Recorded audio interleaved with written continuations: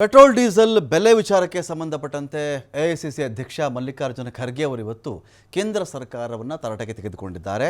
ಅಲ್ಲರಿ ಅಂತಾರಾಷ್ಟ್ರೀಯ ಮಟ್ಟದಲ್ಲಿ ತೈಲ ಬೆಲೆ ಇಳಿಕೆ ಆಗಿಬಿಟ್ಟಿದೆ, ಆದರೂ ಕೇಂದ್ರ ಸರ್ಕಾರ ಜನರಿಂದ ಸುಲಿಗೆ ಮಾಡ್ತಾ ಇದೆ.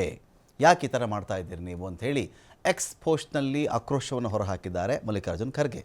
ಅಂತಾರಾಷ್ಟ್ರೀಯ ಮಟ್ಟದಲ್ಲಿ ಕಚ್ಚಾ ತೈಲದ ಬೆಲೆ ಕನಿಷ್ಠ ಮಟ್ಟಕ್ಕೆ ಕುಸಿದು ಹೋಗಿದೆ ಈಗ. ಆದರೆ ಕೇಂದ್ರ ಸರ್ಕಾರ ಮಾತ್ರ ತೈಲ ಬೆಲೆಯನ್ನು ಕಡಿಮೆನೇ ಮಾಡಿಲ್ಲ. ಕಚ್ಚಾ ತೈಲ ಬೆಲೆ ನಿರಂತರವಾಗಿ ಕುಸಿತಾ ಇದ್ದರೂ ಕೂಡ ಪೆಟ್ರೋಲ್, ಡೀಸೆಲ್, ಗ್ಯಾಸ್ ಯಾವುದನ್ನು ಯಾಕೆ ಕಡಿಮೆ ಮಾಡ್ತಾ ಇಲ್ಲ? ಜನ ಹಣದುಬ್ಬರದಿಂದ ತತ್ತರಿಸಿ ಹೋಗ್ತಾ ಇದ್ದಾರೆ, ಕಣ್ಣೀರು ಹಾಕ್ತಾ ಇದ್ದಾರೆ ಜನ. ಹಣದುಬ್ಬರ ಸಾಕಲ್ಲ ಜನಗಳ ಕಣ್ಣೀರಿಗೆ.